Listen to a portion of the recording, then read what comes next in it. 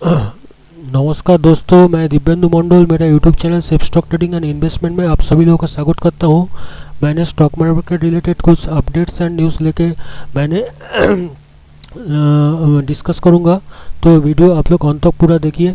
इसमें मैंने Vodafone idea का जो टॉपिक्स है, वोडाफोन आइडिया में एजीआर ड्यूज है और रिकॉर्ड लॉस किया है, आईटी रिफंड का वर्डिक्ट आया है, तो इसका मैंने क्या होगा ये मैंने पूरा एनालिसिस करूँगा। तो ये है मेन टॉपिक। उसके बाद मैंने आईआरसीटीसी क्या राइज हो सकता है उसका भी मैंने आप लोगों को न्यूज़ दिखाऊंगा, और आईआरसीटीसी का न्यूज़, और इसके बाद आईआरसीटीसी का जो न्यूज़ है उसको दिखाऊंगा,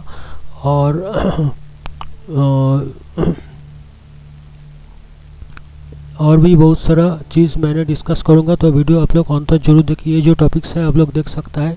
इंडिया का मैन्युफैक्चर पीएमआई इंक्रीज हुआ है, जीएसटी कलेक्शन भी इंक्रीमेंट क्या ऊपर जाएगा मार्केट। इंडिया का और बीएसएनएल ने 4G टेंडर कैंसिल किया। एयरटेल वन वोडाफोन ने भी चाइनीज़ कंपनी के इक्विपमेंट यूज़ करना बंद किया। क्या होगा टेलीकॉम सेक्टर में, ये सब चीज़ मैंने डिस्कस करूंगा। तो वीडियो आप लोग अंत तक जरूर देखिए, इसको सब्सक्राइब करके रखिए ताकि इसका ये सब वीडियोस का नोटिफिकेशन आप लोग को रेगुलर बेसिस पे मिल जाएगा। मैंने निफ्टी बैंक निफ्टी का एनालिसिस करता हूँ, वो भी आप लोग को मिल जाएगा। मैंने equity commodity Nifty bank Nifty futures का लेवल्स दिखाता हूँ, वो भी आप लोग को मिल जाएगा। और मैंने लाइव मार्केट में मेरा ट्रेडिंग स्ट्रैटेजी दिखाता हूँ, उसमें से कैसे प्रॉफिट दिखाता है। मैंने लाइव ट्रेडिंग भी दिखाता हूँ, तो वो भी आप लोग को देखने के लिए मिल जाएगा। इसके अलावा बहुत सारा चार्ट का सेटअप्स है, स्ट्रैटेजीज है, टेक्निक्स है, जो आप लोग को बहुत ही हेल्पफुल रहेगा। तो मेरा यूट्यूब वीडियो का डिस्क्रिप्शन आप लोग जरूर देखिए, उसमें बहुत सारा इंपॉर्टेंट वीडियोस का लिंक दिया हुआ है, तो इसको ज़रूर सब्सक्राइब कीजिए और लाइक कीजिए और शेयर कीजिए। और ऑनलाइन ट्रेडिंग करने के लिए जो बेस्ट प्लेटफॉर्म का ज़रूरत होता है, आप लोग एंजल ब्रोकिंग में डीमैट अकाउंट ओपन कर सकता है, तो डीमैट अकाउंट ओपन कर सकता है। इसके अलावा आस्था ट्रेड, एलिस ब्लू और अपस्टॉक्स में भी आप लोग अकाउंट ओपन कर सकता है, तो ये आप लोग को बहुत ही फ़ायदा होगा। तो देखिए, मैंने पहले वोडाफोन को लेके मैंने डिस्कस करूँगा। तो वोडाफोन में बहुत सारा इंसिडेंट हुआ है, बहुत सारा घटना हुआ है तो वोडाफोन आइडिया के साथ, और लोगों ने भी वोडाफोन आइडिया को खरीदना चाहता है। वोडाफोन आइडिया के बारे में काफ़ी मतलब पॉजिटिविटी है, तो इसको सावधानी में करना है। तो इसका क्या मतलब फ्यूचर हो सकता है वो मैंने डिस्कस करूँगा। पहले उसको डिस्कस कर लेता है।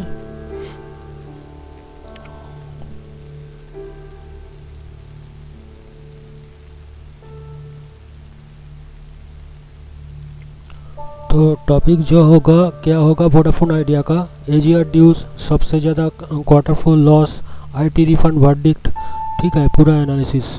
तो इंडिया का टेलीकॉम इंडस्ट्री में एक जमाना थी जब दो नाम रूल करता था, एयरटेल और वोडाफोन। आज हालत ऐसा है कि वोडाफोन ने सुप्रीम कोर्ट में अर्जी डाली है कि अगर वोडाफोन आइडिया कंपनी को जिंदा रखना है तो उनके ड्यूज को धीरे धीरे स्टैगर्ड वे में पे करने देने होगा। सुप्रीम कोर्ट इस पे राजी होगी या नहीं, ये देखने वाली बात होगी। लेकिन टेलीकॉम सेक्टर में ऐसा बुरा हाल है कि रिलायंस जियो को छोड़ के बाकी सब दुकान बंद करने के हालत में आ सकता है अगले 4 महीना में, अगर लॉकडाउन नहीं खुला और अगर बिजनेस इम्प्रूव नहीं हुआ तो। इसी के बीच में वोडाफोन आइडिया का स्टॉक्स के वोलेटिलिटी जारी है कि क्लियर पैटर्न नहीं दिख रहा है, जिसे हमें पता चल सके कि आने वाले दिनों में क्या होगा। इसी के बीच में Vodafone idea quarter four result declare किया है, जिसमें उसमें 11,643 का लॉस दिखा है। ये लॉस ये लॉस उनका वन टाइम एजीआर पेमेंट के वजह इतना बड़ा अमाउंट तक पहुंचा है। सवाल फिर ये है कि वोडाफोन शेयर्स का आखिर आगे होगा क्या, इन्वेस्टर्स इसके साथ क्या करें, क्या ये सच में मल्टीप्लेयर बनेगा, क्या जियो के साथ फाइट में वोडाफोन फाइनली अमेजन के साथ हाथ मिलाएगा, या फिर दूसरे ऑब्सोलीट टेलीकॉम्स की तरह हिस्ट्री में एक नाम की तरह रह जाएगा। पूरा वीडियो को एंड तक जरूर देखिए। तो quarter four result Indian company के लिए रिकॉर्ड लॉस, ठीक है। वोडाफोन आइडिया ने फिजिकल क्वार्टर फोर में 11,673 करोड़ का लॉस रजिस्टर किया है। ये लगातार 7th क्वार्टर वोडाफोन आइडिया ने लॉस रजिस्टर किया है। ये अमाउंट कोई भी इंडियन कंपनी के हिस्ट्री में सबसे बड़ा लॉस कहा जा सकता है। सुप्रीम कोर्ट ऑफ इंडिया ने पहले से ही वोडाफोन आइडिया के ऊपर केस चल रहा है। एडजस्टेड ग्रॉस रेवेन्यू या एजीआर पेमेंट के लिए जो Vodafone idea apparently Indian government को वो करता है। अक्टूबर क्वार्टर ने दिसंबर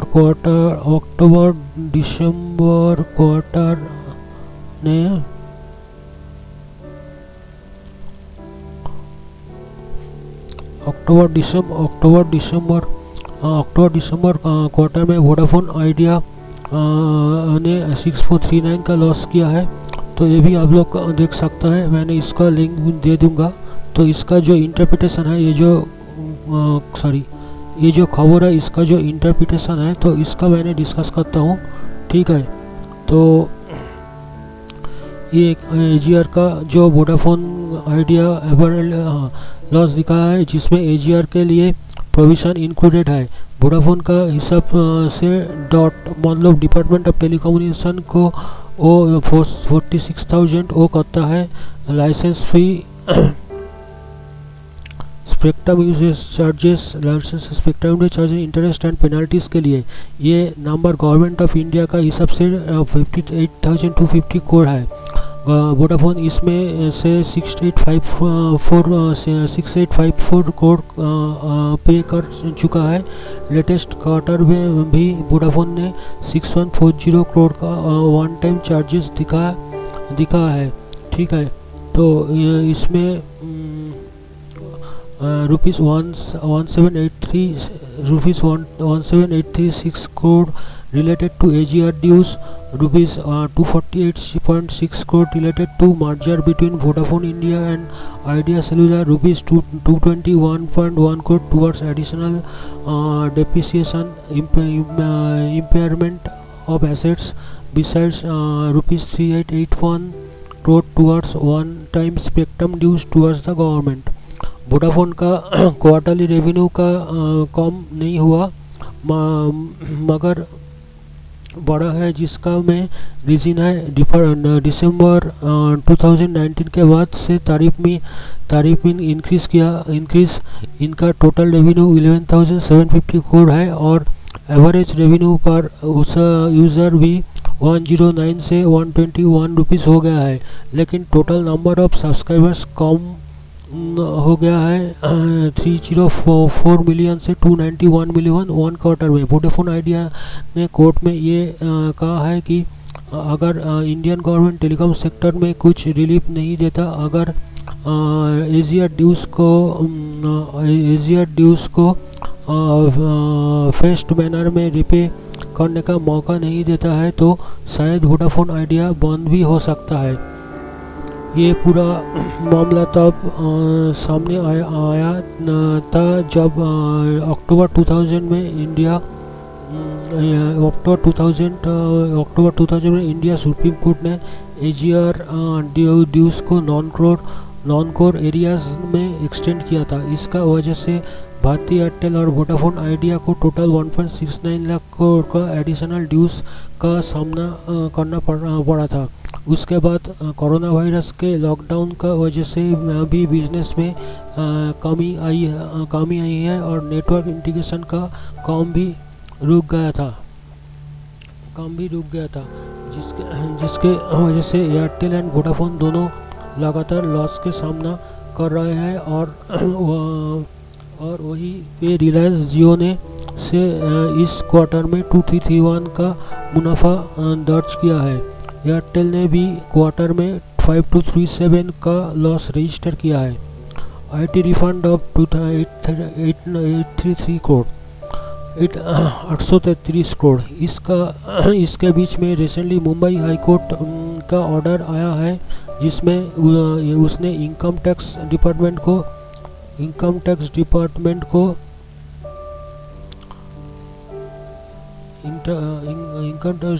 वोडाफोन आइडिया का 833 करोड़ का रिफंड इमीडिएटली प्रोसेस करने का ऑर्डर दिया है।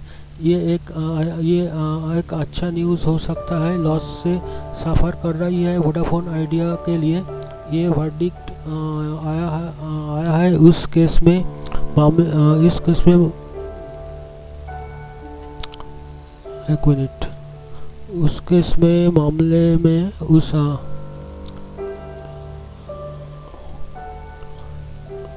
मामले में जहां वोडाफोन आइडिया ने आईटी डिपार्टमेंट पे केस किया था बॉम्बे हाई कोर्ट में, उनका डिस्प्यूटेड 833 करोड़ आईटी रिफंड को प्रोसेस करने के लिए टोटल रिफंड अमाउंट है 1009 करोड़। वोडाफोन आइडिया का मुताबिक उन्होंने सितंबर 2004 में आईटी रिटर्न्स फाइल किया था, फिर मार्च 2017 और फरवरी 2017 में रिवाइज भी किया था। अक्टूबर 2000 में असिस्टेंट कमिश्नर ऑफ आईटी ने एक असेसमेंट ऑर्डर पास करके 733 करोड़ INR का रिफंड ऑर्डर किया था।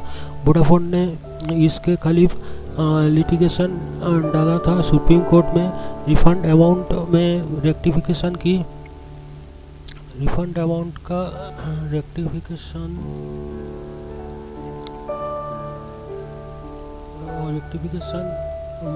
मांग करके सुप्रीम कोर्ट का ऑर्डर के बाद आईटी डिपार्टमेंट ने माना कि वोडाफोन का टोटल रिफंड 1009 के आसपास है 2014-15 में, लेकिन असेसिंग ऑफिसर ने 176 करोड़ का पेनल्टी लगाया फॉर अनपेड ड्यूज और फाइनल अमाउंट लाया है 833 करोड़। वोडाफोन ने इसका बाद आईटी डिपार्टमेंट में अपील किया। उनके 1009 रिफंड के लिए जून 11 को इसका कोई रिप्लाई नहीं आने के बाद उन्होंने बॉम्बे हाई कोर्ट में केस फाइल किया। वोडाफोन आइडिया का बोलना था कि आईटी एक्ट 1961 का हिसाब से अगर एक बार असेसमेंट ऑर्डर पास हो गया है फिर पैसा अटका नहीं सकता, लेकिन आईटी डिपार्टमेंट का तरफ से ये रीजन दिया गया कि एजीआर ड्यूज के लिए वोडाफोन इंडिया गवर्नमेंट को मैसिव अमाउंट ओ करती है और इसीलिए वोडाफोन को पे आउट नहीं किया जा सकता। बॉम्बे हाई कोर्ट को 2 डिवीज़न बेंच ने इस लॉजिक को रिजेक्ट कर दिया। एसी ने ऑर्डर दिया कि आईटी डिपार्टमेंट को पुराना असेसमेंट को ही फॉलो करना पड़ेगा और रिफंड इशू करना पड़ेगा।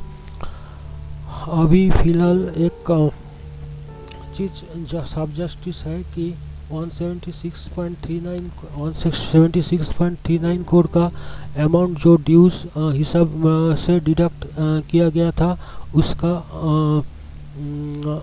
उसका आईटी ऑफिसर को है क्या नहीं, आईटी ऑफिसर को है या नहीं। अच्छा, इन्वेस्टर्स क्या करें, यही सबसे बड़ा बात है। इन्वेस्टर्स के लिए वोडाफोन मिक्स बैग प्रूफ हो सकता है। कुछ लोगों का मानना है कि वोडाफोन मल्टीबैगर साबित हो सकता है, लेकिन अगर आप कुछ दिनों का चार्ट देखें तो आपको दिखेगा कि कोई नेचुरल फ्लो नहीं है या अपर सर्किट या लोअर सर्किट लग रहा है कॉन्स्टेंटली। ऐसे में ये स्टॉक्स को पेनी स्टॉक्स की तरह ट्रीट किया जा सकता है, लेकिन फ्यूचर में क्या होगा ये अभी भी अनसर्टेन है। अगर AGR ड्यूज पे करने के लिए गवर्नमेंट फोर्स करती है तो पॉसिबल है कि वोडाफोन इंडिया डूब जाए और कोई इसको एक्वायर करे। इसीलिए आपको वोडाफोन के स्टॉक्स पे पूरी नज़र लगाया रखनी पड़ेगी और मार्केट पे भी ध्यान देना पड़ेगा। तो ये है वोडाफोन का जो न्यूज़ था वोडाफोन का तरफ से। तो वोडाफोन का बारे में जो न्यूज़ था वो है, इसका भी आप लोग देख सकते हैं इधर से। इसका देखिए ये क्या बोल रहा है, Bombay High Court IT departments to refund 280,000 से। तो मैंने ऑलरेडी आप लोग को बोल दिया है, इसका लिंक भी आप लोग को दे दूंगा, इधर से भी आप लोग इसको पढ़ सकता है, ठीक है। और जो है इसका देखिए, और जो IRCTC क्या ऊपर चलेगा, रेलवेज ने क्या बोल रहा है देखिए, IRCTC का ऊपर चलेगा। रेलवेज ने प्राइवेट कंपनी से पैसेंजर ट्रेन चलने का प्रपोजल मांगा, ठीक है। तो इधर से इसका लिंक देखते हैं कहाँ पर, इसका न्यूज़ देख लेता है एक बार। ये सब न्यूज़ मेरा यूट्यूब वीडियो का डिस्क्रिप्शन में आप लोग को मिल जाएगा, तो अभी आप लोग को ये थोड़ा सा डिस्कस कर लेता हूँ। Rail stocks gain after government initiatives private players to operate trains, ठीक है। मतलब प्राइवेटाइजेशन हो सकता है रेलवेज का, तो इसी के बारे में इसका न्यूज़ है। तो share price of railway stocks gain 4 to 11% in early trade on July 2 after the ministry of railways invited proposal from the private entities to run passenger train. तो प्राइवेट एंटिटीज़ जो है, प्राइवेट कंसर्न जो है वो passenger train चला सकता है। The ministry of railways has finally work the talk of opening up the running of passenger trains to private companies, a significant reform that is expected to shake up the creating infrastructure and foster growth. The ministry on July 1 invited qualification proposal from private entities run for 109 pairs of routes by introducing 151 modern trains. The project would entail private sector investment about 30,000 crore, the ministry said in the statement. The 109 original destination pairs of routes has been formed into clusters across the rail network, minimum of 16 coaches, ठीक है। ये आप लोग इससे पढ़ सकते हैं और भी पढ़ सकता है, ये सब हाईलाइट मैंने इसका लिंक भी आप लोग को दे दूंगा।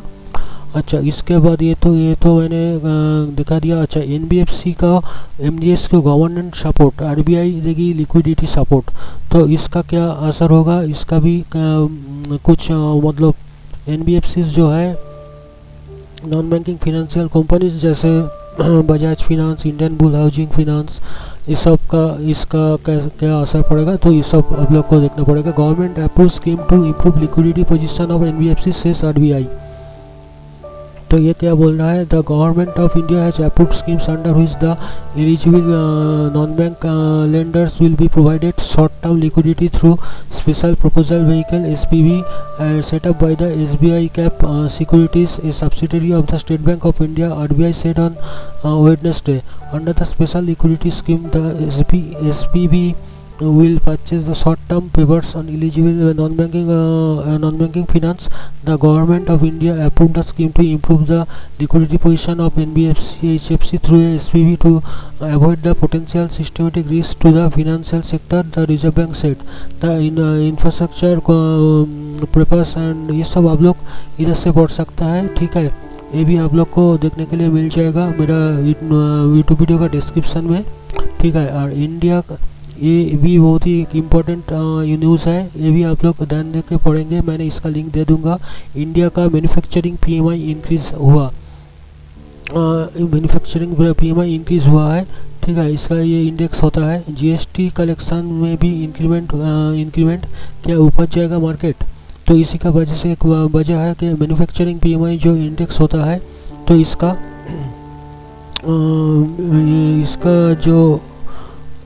इंक्रीज़ हुआ है, मतलब जो लॉकडाउन के बाद ये थोड़ा इंक्रीज़ हुआ है, तो इसी की वजह से मार्केट में भी आप लोग थोड़ा सा अप मूवमेंट दिखा है। ये भी बहुत ही इंपॉर्टेंट चीज़ है, ये इसके ऊपर आप लोग ध्यान देना चाहिए, ठीक है। तो PMI GST mop up point to a pickup in economy activity. The latest round of indication the latest round of data indicates a bottoming out, and that India is on road to recovery. The manufacturing purchasing mergers index, manufacturing purchasing manager index, एक minute इसका, हाँ, manufacturing purchasing managers index increase to 47.2 in June from 30.8 recorded in the previous month.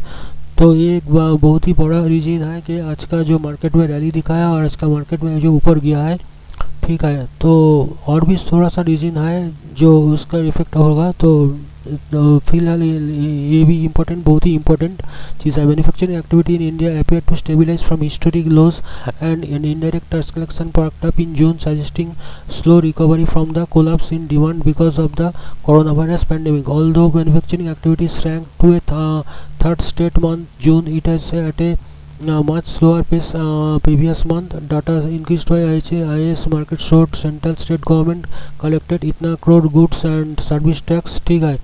Though many parts of the economy continues to feel the pain inflicted by measures to stem the pandemic, the latest economic data indicates that the worst may be over, and India is on the road to recover. But this assumption will only hold if a second wave of coronavirus infection does not sweep the country. ठीक है। India's manufacturing, ये पूरा सब आप लोग पढ़ सकता है इसका। इन जो PMI इन है, आप लोग मैन्युफैक्चरिंग परचेजिंग मैनेजर्स इंडेक्स जो है, इसका आप लोग पढ़ सकता है इधर से। और जो है BSNL ने 4G टेंडर कैंसिल किया। एयरटेल एंड वोडाफोन ने भी चाइनीज़ कंपनी का इक्विपमेंट यूज़ करना बंद किया। क्या होगा टेलीकॉम सेक्टर ने, ये भी एक न्यूज़ है। तो टेलीकॉम सेक्टर में थोड़ा सा बहुत सारा हलचल हो रहा है, तो इधर ये भी इसका आप लोग को जाना, मतलब अपडेटेड रहना पड़ेगा, ठीक है। ये भी आप लोग इसका न्यूज़ भी आप लोग देख सकता है। तो BSNL cancelled 4G tender, new plan likely to exclude Chinese firms. ठीक है। The telecommunication department announced that it would float a new tender, keeping view the need for developing Indian capacity and in-house technology, ठीक है। इसका भी एक बड़ा खबर है, इसका भी आप लोग पढ़ सकता है इधर से आप लोग को पूरा जानकारी इधर से मिल जाएगा। The department of telecommunication has cancelled, ये सब आप लोग क्या हुआ है, क्या कैंसिल किया है, और इन हाउस कैपेसिटी बढ़ाने के लिए, मतलब देश का अंदर ये जैसे जो पार्ट्स आता था उसका देश का अंदर मैन्युफैक्चर करने के लिए कौन सा कंपनी को डेवलप किया जाएगा, ये सब आप लोग इधर से पढ़ सकता है। तो ये भी एक इम्पोर्टेंट न्यूज़ है। तो मैंने इधर ही वीडियो अभी ख़त्म करता हूँ। होप आप लोग को वीडियो अच्छा लगेगा और आप लोग मेरे साथ मेरे चैनल से जुड़े रहिए। सब्सक्राइब कीजिए, सब्सक्राइब कीजिए, बेल आइकन जरूर दबाइए। आप लोग जितना सारा मतलब वीडियो बनाऊंगा तो आप लोग को बहुत ही हेल्पफुल रहेगा और आप लोग को नोटिफिकेशन भी मिल जाएगा। मैंने रिसर्च एनालिसिस करता हूँ तो उसका आप लोग को उसका भी एजुकेशनल इन्फॉर्मेशन पर बहुत सारा वीडियोस मिल जाएगा। मेरा यूट्यूब वीडियो का डिस्क्रिप्शन में आप लोग देख सकता है। मेरे चैनल में भी सर्च करता है बहुत सारा जो एजुकेशन स्टॉक मार्केट में काम करने के लिए जो एजुकेशन इन्फॉर्मेशन चीज़ रहता है उसका नोटिफिकेशन आप लोग उसके ऊपर बहुत सारा वीडियोस है, तो आप लोग उसको देखिए और इसको सब्सक्राइब करके रखिए। और जब भी मैंने कोई नया वीडियो डाउनलोड करूँगा तो आप लोग को नोटिफिकेशन मिल जाएगा। Thank you.